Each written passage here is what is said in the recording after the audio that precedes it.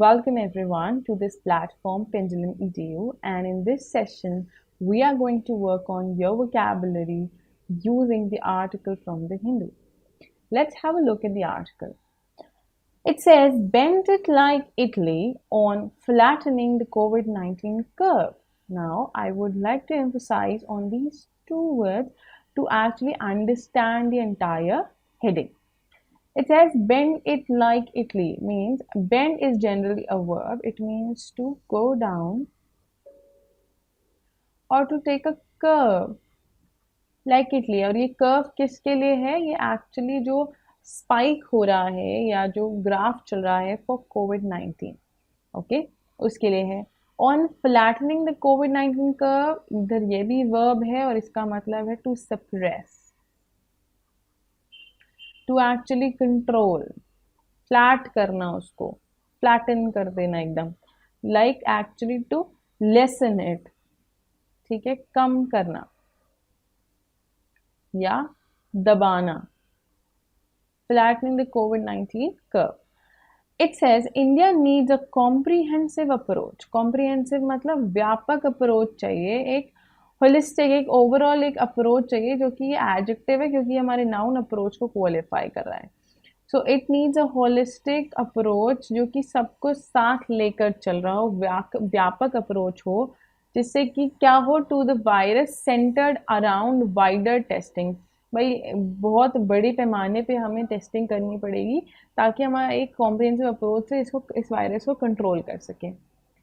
5 months after WHO declared COVID-19 as a public health emergency of international concern, and 3.5 months after it called the disease a pandemic, its spread does not seem to be slowing down globally. वो कह रहे भाई इतना time हो गया, 3.5 month हो गए इस डिजीज को पैंडेमिक बताए, 5 month हो गए जब पब्लिक हेल्थ इमरजेंसी लगा दी गई, तब भी अब तक ये चीज कम ही नहीं हो रही है, ये बढ़ती ही जा रही है. Instead, infections and death toll continue to rise alarmingly. बढ़ते ही जा रहे हैं. Alarmingly adverb है और इसका मतलब होता है तेजी से. Okay, to increase rapidly.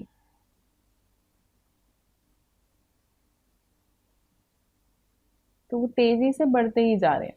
After a sharp increase in March, the fresh cases reported have steadily increased.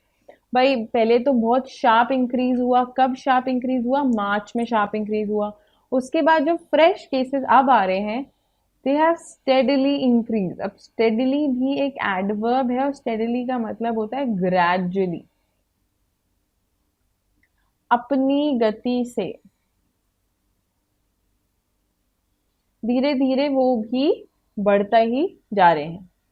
Breaching the 10 million mark on June 29. Breaching मतलब यहाँ पर है क्रॉसिंग, वर्ब की तरह आया है, मतलब उसको चीरता हुआ. जो लाइन है 10 million मार्क को चीर के वो आगे बढ़ गया है. The death toll to touched a grim. Grim क्या होता है? एडजेक्टिव. इसका मतलब क्या होता है? सीरियस.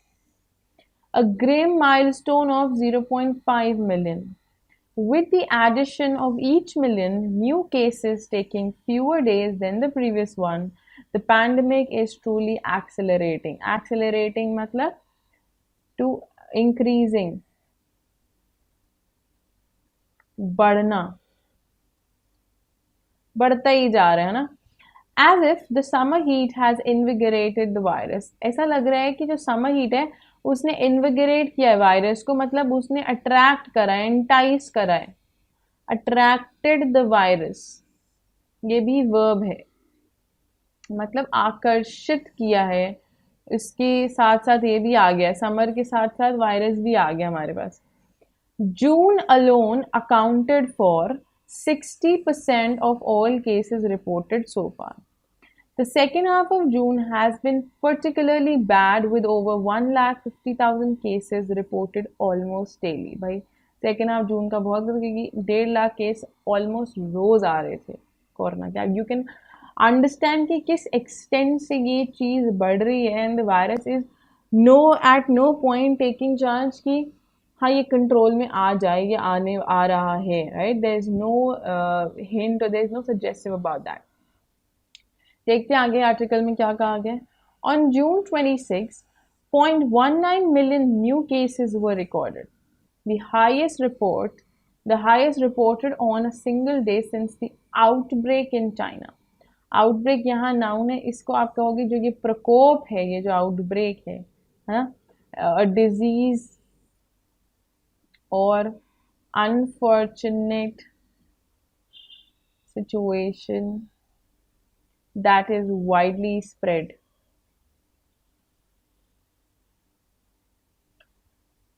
ओके, यूएस में देखिए, ब्राजील देखिए nearly 1.5 million, India 0.6 million. So third number पे आ चुके हैं हम।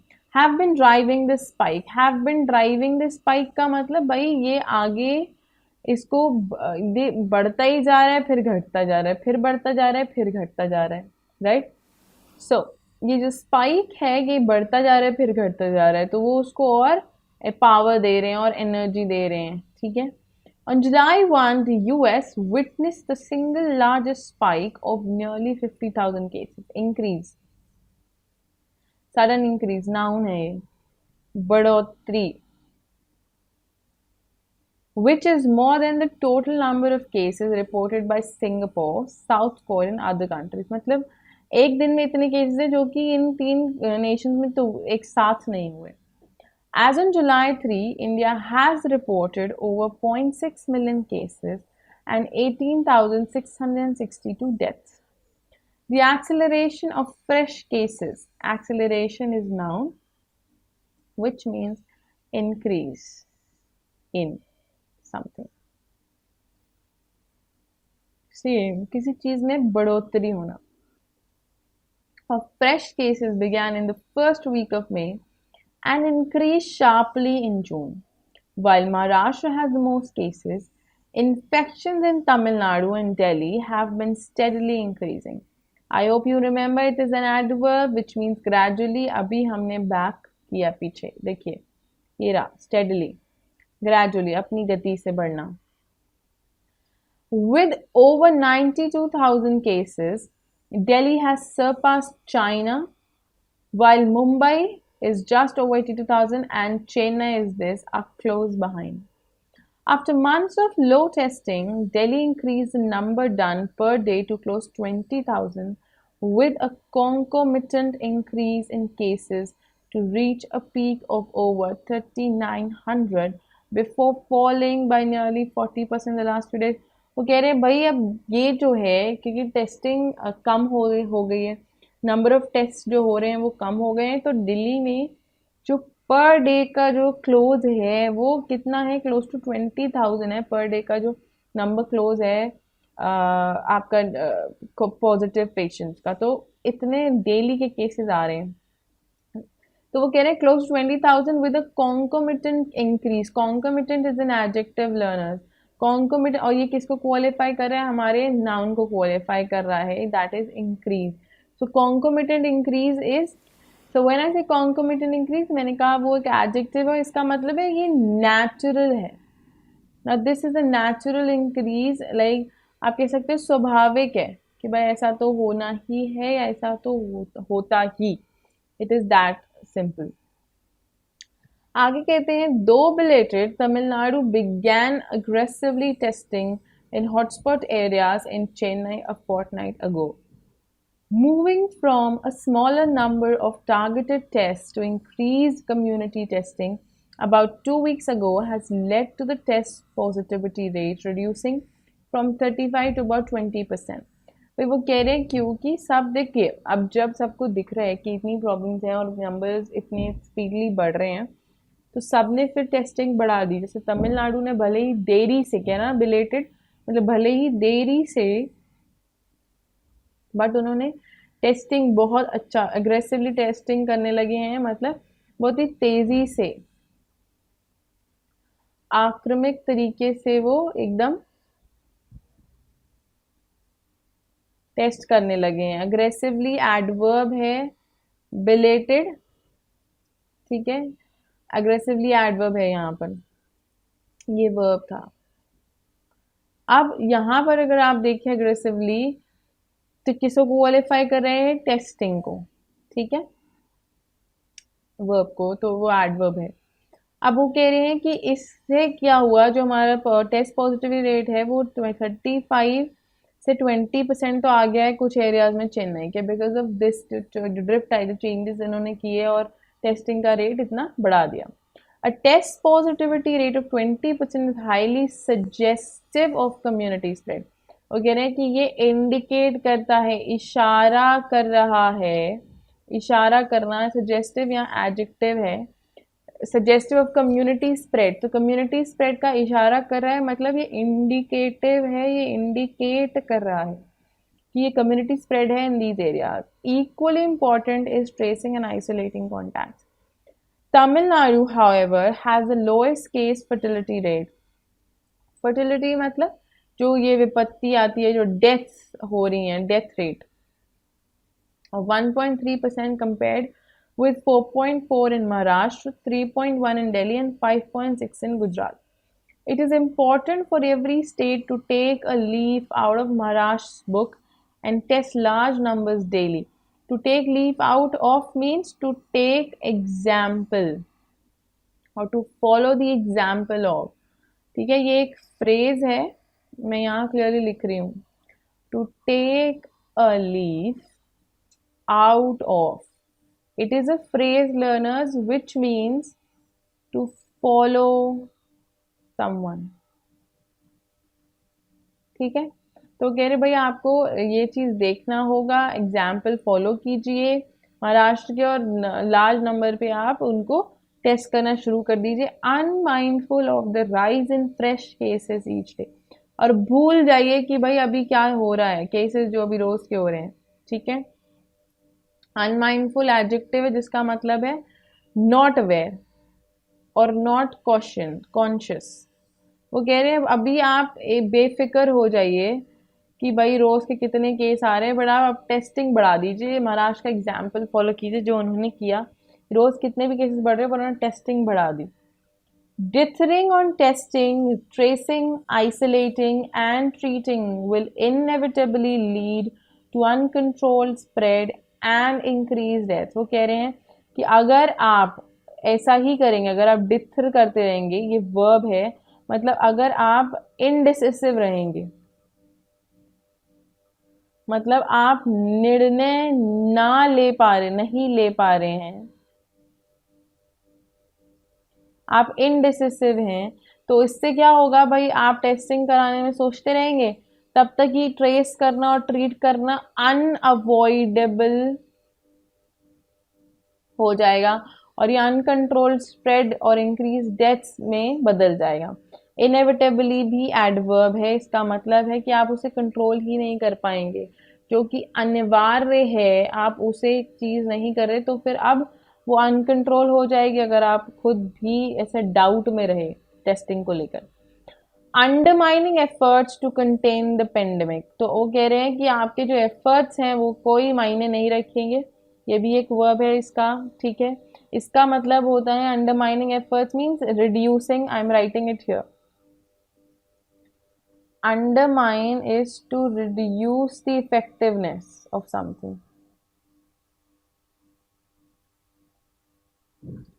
किसी चीज के प्रभाव को कम करना, तो वो आप किसके प्रभाव को कम कर देगा, एफर्ट्स के प्रभाव को कम कर देगा। जो आप एफर्ट्स ले रहे हैं पेंडेमिक को कंट्रोल करने के लिए, वो इसको अंडरमाइन कर देगा। अगर आप डाउट में ही रहे और आपने टेस्टिंग ढंग से नहीं करी तो सही तरीके से। After all China, Italy and Spain have demonstrated that it is possible to bend the curve through a comprehensive approach that is centered around testing। भाई इन सब ने प्रूव किया है कि आप कर्व को बेंड कर सकते हैं, आप प्रॉब्लम को रिड्यूस कर सकते हैं, ख़त्म कर सकते हैं, अगर आप एक कॉम्प्रिहेंसिव अप्रोच लगाएं। और वो किसकी तरफ इर्द गिर्द घूमती है, वो टेस्टिंग के इर्द गिर्द घूमती है। टेस्टिंग को ही हमें बढ़ाना पड़ेगा। तो आपने देखा किस तरीके से हमने इसको स्क्वीज कर दिया है, पूरे के पूरे आर्टिकल को हमने बिल्कुल इसका जो मीनिंग है वो ग्रैब करा, हमने जो वर्ड्स देखे, फ्रेजेस देखे इधर, वो हमने ग्रैब करे, कॉन्टेक्स्ट को समझा। अगर मैं आपको यहाँ बताऊं तो यहाँ पर एक फ्रेज देखिएगा, जो कि विद और टू, यस, कंपेयर्ड विद, ये याद रखिएगा, ये कंपेयर्ड विद कर रहे हैं बिकॉज एक सिचुएशन से कंपेयर कर रहे हैं। अगर कंपेयर टू यूज करते तो किसी पर्सन से कंपेयर करते।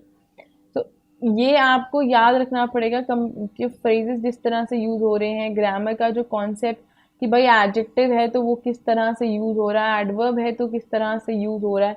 बिकॉज जब आप फिलर्स ऑप्ट करते हो या फ्रेज रिप्लेसमेंट ऑप्ट करते हो तो ऐसी सारी चीज़ें देखो, आपके जो क्वेश्चन है वो यहीं से उठ कर आते हैं, सही आर्टिकल्स से आते हैं। तो आप अगर इनको ढंग से पढ़ेंगे जिनमें आप ग्रामेटिकल पॉइंट्स भी मार्क आउट कर रहे हैं और दूसरी चीज़ें भी मार्क आउट कर रहे हैं, तो फिर ये आपके लिए प्रॉब्लमैटिक नहीं होगा। Getting it?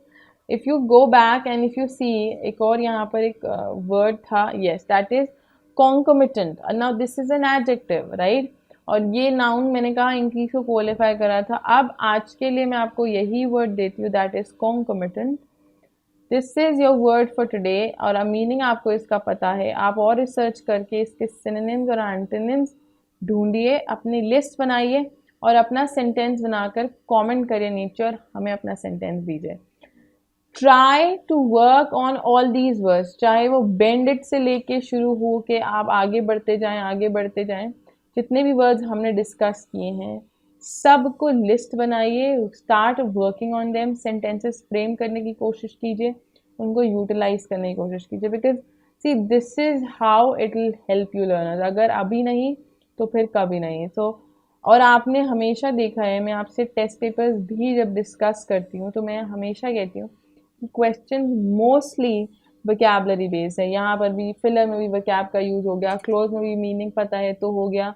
सेंटेंस पढ़ रहे हो एरर बेस्ड है या कुछ भी, अगर आप सेंटेंस पढ़ रहे हो और कॉन्टेक्स्ट ही समझ नहीं आया तो क्या फ़ायदा। तो वहाँ भी शब्दों का खेल है कॉन्टेक्स्ट समझने में। तो जब हम ये सब कर रहे हैं तो I have just to tell you that vocabulary learners plays a vital role। तो आपको अपनी वर्ड पावर कैसे भी एनहांस तो करनी ही होगी। रीड करिए, रोज रीडिंग बहुत ज़रूरी है। भले ही आप 10 मिनट्स रीड करिए पर रीड करिए, this actually makes a huge impact. बाकी आप यहाँ पर दीजिए 15 से 20 मिनट, यहाँ दीजिए, इस आर्टिकल को दीजिए। देखिए इसलिए हम आपके लिए लेंदी वीडियोस भी नहीं बनाते कि आप एक बार 15-20 मिनट आप कंसंट्रेशन से बैठिए, जितना आप समझ रहे हैं समझिए और फिर अपना प्रैक्टिस करना शुरू कर दीजिए। This is what we want. आप अपने टाइम का बिल्कुल सही ढंग से यूटिलाइज करें। Okay, so I will now see you in the next session with another article. तब तक आप इनको प्रैक्टिस कीजिए, वर्ड्स को रिवाइज कीजिए और अपने सेंटेंसेस बनाइए। और अब भूलिएगा मत, आज का वर्ड है कॉन्कोमिटेंट और मुझे कमेंट करिएगा अपने सेंटेंस के साथ, ये है एक adjective. Alright, I will see you soon, and if you enjoy the session, do not forget to hit the like button on the video and subscribe the channel for more such sessions. Thank you so much.